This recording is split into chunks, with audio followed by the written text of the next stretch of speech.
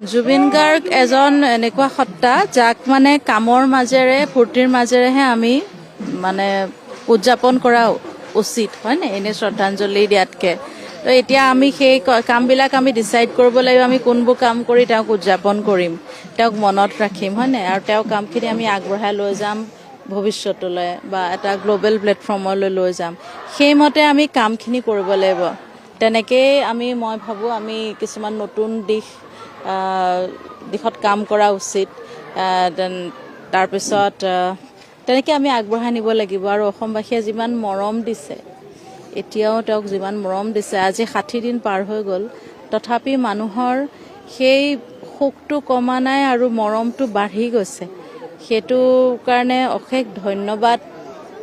জনাইছোঁ অসমবাসীক যে ইমান মৰম দিছে দাদাক আৰু আশা কৰোঁ আপোনালোকে নিজৰ ক্ৰিয়েটিভ ৱৰ্কেৰে তেওঁৰ কামখিনি আৰু আগুৱাই নিব তেনেকৈ আমি তেওঁক উদযাপন কৰি যাম থেংক ইউ গৰিমা বড়ো আৰু আপোনাৰ স্বাস্থ্য এতিয়া কেনেকুৱা বৰ্তমান মই ঠিকে আছোঁ বৌৰ স্বাস্থ্য অলপ বেয়া আমি কেয়াৰ লৈ আছোঁ যত্ন লৈ আছোঁ ঘৰতে অলপ দিনতে 7 দিন মাজতে হস্পিটেলাইজ কৰিব লগা হৈছিলে সদ্যহতে হস্পিটেলৰ পৰা ৰিলিজ দিছে আমি ঘৰতে তেওঁৰ যত্ন লৈ আছোঁ আশা কৰোঁ অতি সোনকালে তেওঁ সুস্থ হৈ উঠিব ন্যায় প্ৰক্ৰিয়াটো এটা নিৰ্দিষ্ট তেওঁলোকৰ প্ৰচেছেৰে চলিব এতিয়া